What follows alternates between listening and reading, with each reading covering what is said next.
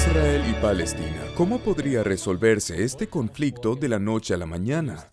Todo el mundo habla de los actuales síntomas, pero no de las raíces. Y lo especial de este video es que realmente va a la causa de lo que está pasando y cómo accedemos a ella, porque ¿no sería esa la cuestión más importante? En realidad, nadie quiere esta guerra. Bueno, no lo formularía así. Yo diría casi nadie quiere esta guerra. Hay quienes realmente la quieren, pero nadie discute sobre cómo podría resolverse. ¿Por qué? Porque la mayoría no tiene ni idea de lo que realmente se necesitaría. En realidad, solo compartiré dos palabras que deberían ser vividas, y te lo advierto, hoy iremos más profundo, no será superficial. Me gustaría que este video alcance una amplia audiencia, no por mí, sino por su contenido y porque realmente significa algo. Gracias también a Sabine. Veamos aquí. Sabine escribió, entonces, ¿cuál sería la solución? En relación al video de hace unos días, gracias por los maravillosos comentarios y el feedback. Quiero que sepan que los leo. En primer lugar, una solución sin violencia y hacer que sea imposible para todas las potencias que mencionaste que ocurran tales escenarios. Analizaremos mi respuesta. Bien, en primer lugar, la guerra es creada por los seres humanos, por lo que solo puede ser detenida o evitada por los seres humanos. Porque, pensemos un momento, si no existiesen seres humanos, no habría guerra en este mundo. O digamos que si los seres humanos actuaran de cierta manera, no habría ninguna guerra. ¿Qué significa esto? La guerra siempre tiene que ver con los seres humanos y su forma de pensar y actuar. Algunos dicen, necesitamos políticos diferentes, o tenemos que protestar, y yo diría, eso tiene un impacto a corto plazo, pero solo de manera superficial. Si reemplazamos a los políticos, generalmente habrá 100 políticos menos competentes detrás de ellos, porque el sistema está diseñado de esa manera.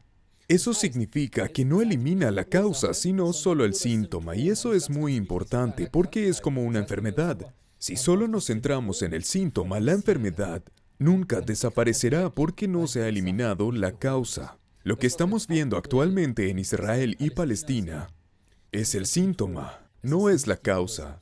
Y sin abordar la causa, nada cambiará. Hay un proverbio que dice, y con esto nos metimos en política, cada pueblo tiene los gobernantes que merece. En mi opinión personal, hay algo de verdad en ello. Te doy un ejemplo. Imaginemos que tenemos 3 estados y que en estos 3 estados viven 12 personas y ahora hay elecciones en los 3 estados. 2 personas se presentan a las elecciones para ser canciller y presidente. Los otros 10 votan. Bien, una de las personas que se presenta a las elecciones es uno de esos líderes de guerra llenos de odio hacia otros estados que busca conquistar, etc. Y la otra persona que se presenta a las elecciones es una persona razonable, fuerte, que defiende la paz y la justicia y representa valores reales. Por un lado tenemos al Estado 1. Este está compuesto por 10 votantes beligerantes llenos de odio similares al comandante beligerante. Entonces, ¿a quién elegirán entre estos dos políticos? ¿A quién aceptarán y a quién querrán en el poder? Creo que es bastante obvio. El estado número 2. Su población está formada por personas extremadamente razonables y conscientes que desean vivir en paz. Entonces, ¿a quién votarán? Creo que también es muy evidente.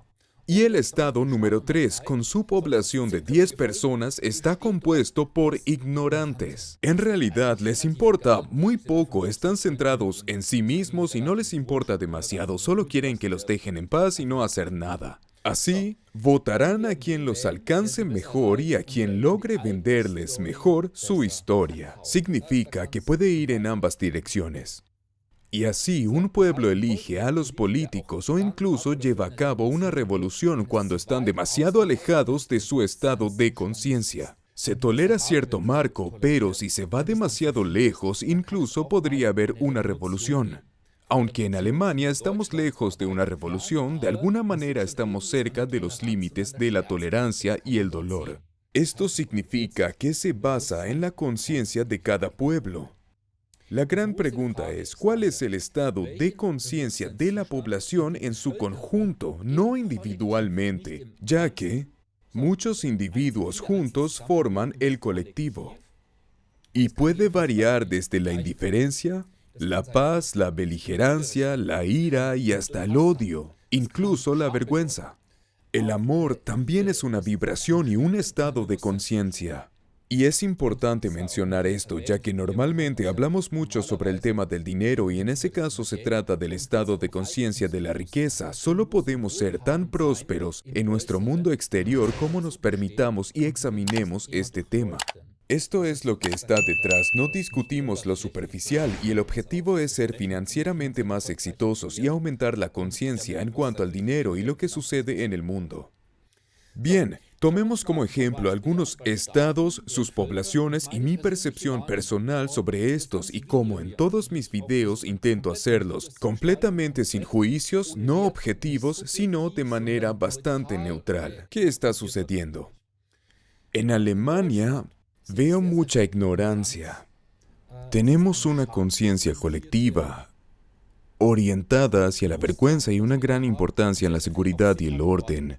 Esto se refleja en lo que estamos viendo actualmente. En Palestina definitivamente hay mucho odio en la conciencia colectiva. Lo que estamos viendo actualmente se muestra como un síntoma, pero la causa subyacente es esta conciencia colectiva que se transmite de generación en generación. En cuanto a Israel, personalmente no he estado allí ni tengo mucha experiencia personal con los israelíes. He viajado por más de 80 países, pero aún no he estado en Israel. Sin embargo, quizás pueda contribuir con una anécdota interesante. Recientemente me encontré con una persona conocida muy consciente. Él me habló de su pareja que es israelí. Y ella misma dice que los israelíes tienden a creer que son un poco superiores a los demás. Solo comparto esta información tal como la recibí, sin emitir juicios de valor, simplemente para entender lo que podemos percibir. No se trata en absoluto de generalizaciones, no me malinterpreten. Personalmente, no percibo una actitud dominante en ese sentido. Ahora, la pregunta es, ¿cómo abordar esta situación? También debemos preguntarnos qué recompensas puede haber en una guerra. Y si experimentamos estados de conciencia como el odio, que vemos en el caso de Palestina, ¿por qué? ¿Cómo? ¿Cuál es la razón? Y no se trata de juzgar lo que es correcto o no. Observemos qué se puede apreciar en estos sectores. Para empezar, ¿qué recompensa implica para ellos esta circunstancia y por qué algunas personas lo celebran? Pues es el sentimiento de venganza, es un estado de conciencia bastante bajo. Y se mantiene vivo cuando se ejerce la venganza. Pero el punto es que el sufrimiento continúa porque, por supuesto, no crea paz. E incluso aquellos que creen que están haciendo lo correcto, que están llenos de pensamientos de venganza y odio, en realidad no se están haciendo ningún favor. No es que sean emocionalmente felices, saltan de alegría y empiezan a sentir amor. Algo que me llama la atención, y lo encuentro fascinante, es como, en general, las cosas buenas que proclaman, al menos las religiones, transmiten el mensaje del amor en algún punto, ¿verdad? Y cómo las personas utilizan las religiones para sus abismos autoimpuestos. Mientras que el ego se aferra a etiquetas como soy de un país determinado y yo sigo esta religión, y cualquiera que no lo haga es tonto, por así decirlo. Eso sería incluso un término relativamente amable para muchos fanáticos, ya que en muchos casos llega hasta el puro odio, algo que lamentablemente es muy fuerte en Oriente Medio. Y a partir del odio, incluso si uno se venga, no se convierte de repente en alegría. En el mejor de los casos queda un vacío, porque la gente que odia no sabe lo que significa la felicidad en la vida. Son mundos completamente distintos. Y creen que pueden llegar a alcanzar la felicidad vengándose, cosa que no va a ocurrir. ¿Cómo podemos elevar la conciencia y a dónde quiero llegar con estas reflexiones? ¿Qué pondría fin a este conflicto de la noche a la mañana? Un estado de conciencia colectiva más elevado. Teóricamente, si logramos esto de un día para otro, existe la posibilidad de que se resuelva. Si eso es realista y llegará a suceder es otro tema, ya que es un proceso. Al observar esto, el perdón es una fortaleza, no es una debilidad, sino todo lo contrario, la violencia es una señal de debilidad. Ser amable con los demás es una fortaleza. Gritar o ser grosero es un signo de debilidad y ego. La conciencia requiere reflexión, preguntarse, ¿qué está sucediendo en realidad? ¿Me sirve a mí y a mi familia? ¿Contribuye a mi éxito? Y quizás la pregunta sea, ¿cómo podríamos tener todos más y así salir de la carencia y no decir, si los demás están peor, entonces yo estoy mejor? Albergar esta actitud. Probablemente yo tampoco lo sé todo y está perfectamente bien. Aprendo algo nuevo cada día, mejoro un poco cada día. Diría buscar la mejor versión que puedo ser sin perjudicar a los demás, porque todo está conectado con todo, todo es energía. Por lo tanto, pensar que si emito energía mala volverá energía buena es bastante ingenuo en mi opinión. Siguiente punto en el contexto, comprensión. Y lograr aprender a comprender de los demás y de todo lo que hay.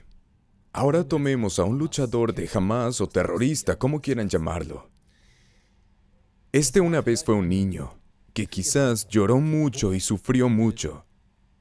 En aquel entonces no era un terrorista ni utilizaba armas contra los demás siendo un niño pequeño.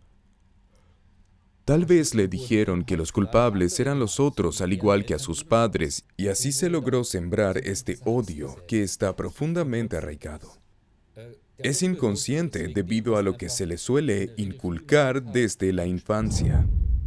Personalmente creo que no existen personas inherentemente malvadas y creo que en cada uno reside algo bueno. En algunos casos quizás hasta ahora eso no ha salido a la luz por diversas razones.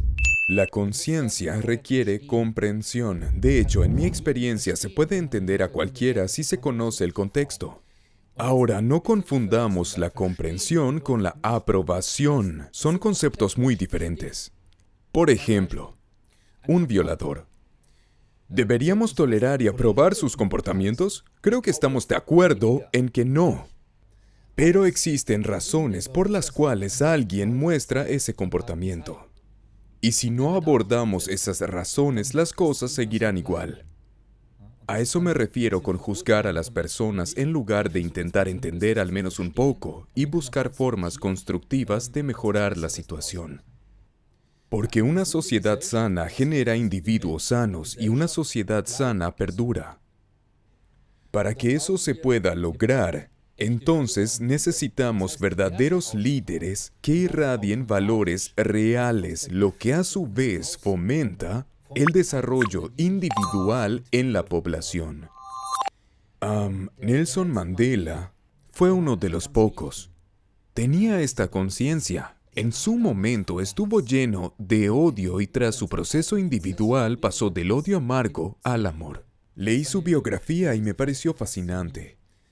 Y pienso, está claro que necesitamos más Mandelas. Porque es posible irradiar fortaleza a la vez que empatía y amor. En este punto quiero compartir mi apreciación personal y subjetiva. Para mí, el actual presidente de los Estados Unidos no muestra nada de eso y aparte de sus seguidores no lo respeta nadie y es objeto de burlas. Esto también se aplica a varios políticos alemanes, que en mi opinión son seguidores de una ideología de intereses superiores. Pero bueno, ahora sí, fin de la opinión personal. Bien, antes de llegar al gran final, si encontraste valiosa esta información, por favor comparte y comenta. En realidad, estoy aquí en Tailandia en un retiro para escribir mi libro, pero no puedo mantenerme callado frente a algunos temas, así que este es mi segundo video al respecto. Superficialmente hablando, lo que discutimos no parece ser espectacular, pero estoy convencido de que cambiaría por completo el mundo. Me parecería una lástima si solo porque no parece espectacular solo lleguemos a 5,000 vistas, cuando podríamos alcanzar 500,000 o más y tú puedes ayudar. El algoritmo reacciona de la misma manera que las personas a la respuesta a un video. Además, si deseas ver más videos como este, suscríbete al canal de YouTube y activa la campana para recibir notificaciones. Y además quisiera recomendarte el corazón de nuestra comunidad, nuestro newsletter semanal. También trata sobre el dinero y la riqueza, cómo lograr una vida feliz, financieramente exitosa, sin trabajar hasta morir. Es más, todo lo contrario. El enlace lo tienes aquí abajo. Ahora sí, conclusión. Me gustaría compartir algo que dijo Maxim Mankiewicz. Vi esto en uno de sus videos donde dice que vivió en Siberia y nació en Ucrania. Espero no haberlo confundido.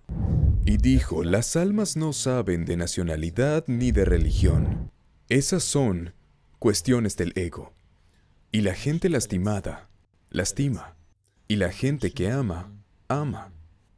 Y lo hermoso es que puedo pasar de ser una persona lastimada a ser una persona que ama. Eso siempre es posible. Significa que debemos ordenar nuestro interior y eso comienza en cada uno de nosotros. Y luego lo transmitimos. Los demás lo notan y se dan permiso para copiarlo. Esto a su vez implica cuestionarse a sí mismo, no en términos de valía como ser humano, sino en cuanto a nuestros patrones y programas. Y así creamos un mundo nuevo, con paz. Bien, nos vemos en el próximo video. Soy Thor Whitman.